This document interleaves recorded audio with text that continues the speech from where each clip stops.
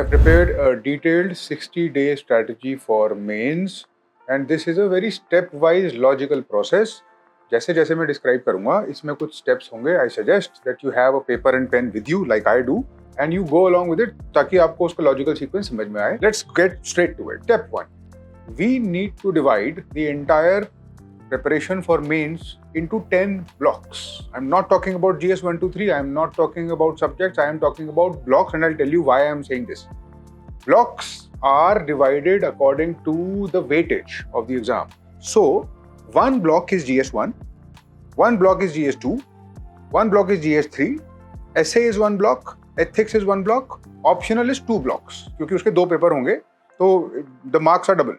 तो वो 250 तो 500 मार्क्स की उसकी वेटेज है, तो ऐसे ऑप्शनल के 2 ब्लॉक्स होंगे. So that will cover what GS 1, 2, 3, that's 3 blocks, essay 4, ethics 5, optional 6 and 7. 7 blocks are just for these subjects. We need one more block for answer writing, क्योंकि आंसर राइटिंग अपने आप में एक स्किल है जो time मांगेगा. Apart from the knowledge that you will need for these blocks, answer writing is something जिसमें अपने आप से कुछ एफर्ट डालना पड़ेगा, तो इसीलिए हम उसको ब्लॉक की तरह ट्रीट कर रहे हैं. That equals 8 blocks. Please write these down on a piece of paper. 9th and 10th are revision blocks. We are keeping 2 blocks free for revision only. इस revision में, इन blocks में mock test का time, our time for revision जो छूट गया, जो miscellaneous चीज़ें होती हैं, जो बाद में पता चलती हैं, जो एकदम से end में resources आ जाते हैं, वो सब चीज़ें उन 2 blocks में cover होंगी. These are blocks of time. This is how we have to divide the 60 days into these blocks, because more or less इन्हीं blocks का जो एवरेज होगा, जैसे हम इन ब्लॉक्स में परफॉर्म करेंगे, दैट विल डिटरमिन कितने मार्क्स आए और इंटरव्यू का कॉल आया या नहीं आया. So we have 60 days and we have 10 blocks. Please write down these blocks on a piece of paper nicely, and if you can make it very clear and legible. That is step 1. Step 2, very important. We need to make a little bit of calculation. थोड़ी सी basic maths हमको करनी है. हमको पता है कि हमारे पास 10 blocks हैं. हमको पता है दैट वी हैव रफली 60 days. Let's divide it. We obviously know that if you do that you get 6 days per block. 6 days per block, roughly speaking, is what we have. That means you have roughly 6 days worth of time for essay, 6 days worth of time for ethics, 6 days worth of time for GS1, 6 days for GS2, 6 days for GS3, and 12 days for optional. Because आप please remember in step 1 optional we had given 2 blocks क्योंकि उसमें 2 paper थे, क्योंकि उसकी double weightage थी. Therefore we had divided that accordingly. Now that you understand that you have 6 days per block, एक level नीचे चलेंगे. We will make a little bit of more calculation and we will realistically assess how many hours do we have in these 6 blocks. 6 दिन का मतलब एक दिन में अगर आप 4 घंटे पढ़ते हो तो be realistic about it. 4 घंटे का मतलब हुआ 6 into 4, 24. 24 घंटे हैं अपने पास टोटल. बहुत अच्छा सुनने में तो नहीं लगेगा, बट रियलिटी इसके आसपास ही होगी. थोड़ा सा और let us expand our scope. हम कहते हैं कि चलो 4 नहीं 6 घंटे हैं दिन में, हम 6 घंटे कर लेंगे, हम 10 घंटे कर लेंगे. चलो let us assume 10, let us assume 8. जो भी आपके लिए रियलिस्टिक नंबर है वो मल्टीप्लाई दैट बाय 6. इतने घंटे हैं अपने पास. I am making you do this little exercise in step 2 because we need to know कि एक्चुअली में कितना टाइम है और एक्चुअली में जिस उस टाइम के साथ वेटेज को जस्टिस कैसे करना है. बिकॉज वी डोंट वांट कि हम 3-4 ब्लॉक्स ऑफ टाइम कंज्यूम कर लें GS1 के लिए, जिसमें ऑलरेडी पता है हमको कि बहुत ज़्यादा फर्क पड़ेगा नहीं, क्योंकि GS 1, 2, 3 हम पढ़ चुके हैं प्रीलिम्स में कुछ हद तक, एटलीस्ट कुछ हद तक तो हम पढ़ ही चुके हैं. So this is step 2 is clear.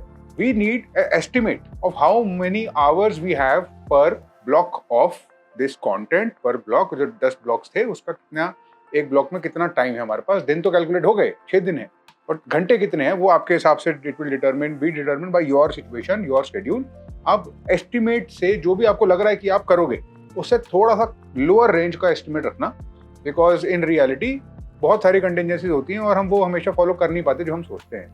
हम यूजुअली, क्योंकि आप सब लोग हाई अचीवर्स हो और आपके लिए बहुत इंपॉर्टेंट है ये एग्जाम, बहुत मेहनत करके आपने प्रीलिम्स क्लियर करा है, तो आप ये प्रिपरेशन कर रहे होगे. अगर ऐसा है तो थोड़ा सा अंडर एस्टिमेट करो खुद को, ओवर एस्टिमेट मत करना. Under estimate your number of hours per day by about 20%. That is fact. Research shows that we tend to over estimate ourselves by around 20%. तो जितना भी आपके दिमाग में नंबर है, अगर आपको लगता है कि आप 10 घंटे पढ़ोगे तो 10 का 20% कम करके 8 घंटे पर डे के हिसाब से आप मान के चलो कि एक्चुअल पीरियड ऑफ टाइम इतना है. That is done. Let us move on to step 3. In step 3, you must arrange all these 10 blocks into a descending order. That is to say, you must arrange essay, ethics, answer writing, optional subject 1, optional subject 2, all of this into an order of weakness. जो सबसे weak है, that should be on top. जो सबसे strong है, that should be on bottom. Now, I expect most cases में आपका GS 1, 2, 3 should not be the weakest. Cannot be the weakest because आपने prelims clear किया है and you've done plenty of GS, तो knowledge तो अच्छी खासी होगी आपको इस टाइम पे. Optional subject might be the weakest. Depends. Maybe you have recently studied it in your graduation. Maybe you have had practice for it. जो कुछ भी है, we have to be honest about this. बिल्कुल pure honesty के साथ करेंगे हम. This is what I have done on my sheet of paper. This is what you also must do. Once you have done that, we can move on to step 4. Step 4, ladies and gentlemen, is very simple. Step 4 means we will now take the first weakest subject as the primary goal. अगर आपका weakest subject या weakest block answer writing है, then that becomes our priority. Immediately starting now until 6 days from now. अगर आपका weakest subject optional subject 1 और 2 है, तो फिर अगले 12 दिन, क्योंकि 2 blocks हैं उसमें, अगले 12 दिन we are focusing on that. अगर हमारा weakest subject कुछ और है, तो then we'll focus on that. Whatever it is, you will have to be realistic and you are going to structure it first. Now, you cannot do 2 blocks at a time. आपके पास एक बाउंडेशन है, एक constraint है, एक restriction है, which I am imposing because I know that it is not possible for most people to consume that amount of information. Realistic बात यह है कि हम एक बार में 2 ब्लॉक से ज़्यादा हमको नहीं चार्ट करने चाहिए, तो हम एक साथ 2 ब्लॉक हैंडल कर सकते हैं एट मोस्ट. आइडियल तो यही है कि एक ही बार में एक ही ब्लॉक चले, बट अगर आप मैनेज कर सकते हो, if you can manage it going ahead 10-15 दिन में, if you gain the momentum और अच्छी खासी आउटपुट निकल रही है, तो then we can handle 2 blocks at a time so that you can calculate. Once you have arranged all this, then we get to work. Now, this is the critical part. Step 5. Regardless of what it is that is your weakest subject, please cut right through the nonsense, cut right through all of this jibber jabber around you and get straight to business, get straight to the point that is super required for the exam and cut out everything else. Have this ruthlessly eliminating type mindset. And अगर if your weakest subject for instance is ethics, तो ethics में सिर्फ वो पढ़ना है जो बिल्कुल required है उसके लिए, और उसके आगे कुछ नहीं पढ़ना है. हमारे पास टाइम नहीं है ethics की लंबी लंबी किताबें पढ़ने के लिए. अगर ऐसे weakest है, तो we will be doing some classes on essay. I will be able to help many students in that. जो भी bare minimum वो करो, और बिल्कुल भी इधर उधर की किताबें पढ़ने का you don't have time to read the world's best 100 essays right now. You must get down to the brass tacks and you have to do a ruthless elimination, get straight to the point and make yourself enabled for the exam. Please remember, this is going to be a difficult exam. It's not an easy one.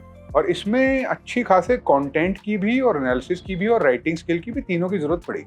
Once you have done that, there is one more thing you must do and that is step 6. Step 6 is आप अपना calendar लोगे. You will take your calendar.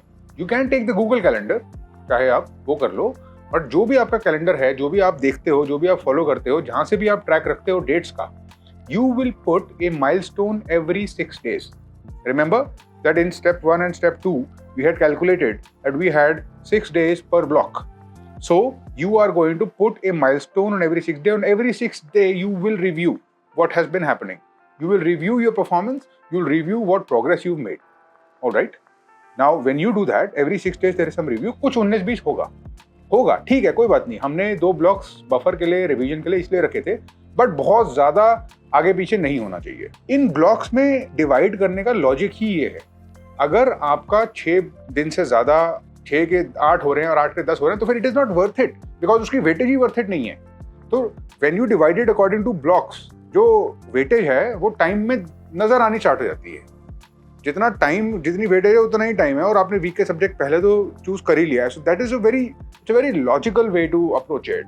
It's a very practical way to approach it. It doesn't allow any room for emotional decisions. It doesn't allow any room for FOMO. And more importantly, it's very customizable. जो आपके top week subjects हैं वो किसी और के नहीं होंगे.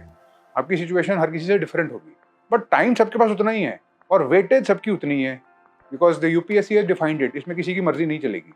तो हम उस हिसाब से ही प्रैक्टिकली चलेंगे. That is why I have designed this practical strategy. So the final step is you are putting a milestone every 6th day. Every 6th day you are reviewing what has been happening, और अगर जरूरत है then you are changing your strategy accordingly. But like I mentioned, the strategy should not be going more than 1 or 2 days here or there. If it is going 1 or 2 days more than 1 or 2 days here or there, then you need to put a break on it. You need to put a break on it, and you need to realize that the other blocks are also important. किसी भी चीज में perfection नहीं मिलने वाली है, उसके चक्कर में नहीं पड़ना है. It's a trap. परफेक्शन नहीं होती. आप मेंस का जब पेपर लिखोगे आप रियलाइज करोगे आप बहुत सारे क्वेश्चन में ब्लफ करके आओगे. You will be bluffing really. आपको नहीं पता होगा क्या आंसर एग्जैक्टली. आपको कुछ कुछ पता होगा और कुछ कुछ आप अपने मन से बनाओगे और कुछ कुछ you will just find some sort of a pattern. कुछ आप लिखोगे वहाँ.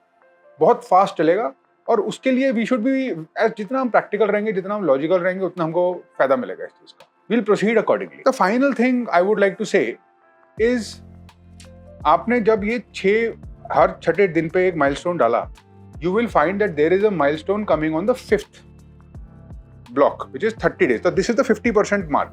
ये बहुत important milestone है. अभी अगर हम ये स्टार्ट करते हैं तो अभी से 30 दिन के बाद और roughly 50% of the time that will elapse, there is going to be a very important milestone. Here, at this point, after 30 days or so, here we can aggressively start doing mock tests. We can aggressively now start giving this examination wali feeling. We can aggressively start going for whatever type of tests are possible. I'm not saying that answer writing practice नहीं करनी. I am now saying कि उस 30 day mark के बाद बहुत important हो जाता है कि हम 3 घंटे में उतना लिख पाएं जितना required है, और उसके लिए वो 3 घंटे का constraint जरूरी है और अपना हाथ चलाना जरूरी है. मतलब हाथ बहुत चलाना पड़ेगा आपको ताकि आप पेपर कंप्लीट कर पाओ. बहुत केसेस में स्पेशली एथिक्स में पेपर कंप्लीट नहीं हो पाता है और वो नहीं करना है. पेपर कंप्लीट नहीं हुआ उसका मतलब 15-20 मार्क्स का अटेम्प्ट ही नहीं हुआ. That we don't want. अगर आप अटेम्प्ट कर दोगे, कुछ भी लिख के आओगे, तो at the very least you will get about 3-4 marks a question and that's not a bad score. There is no point leaving it.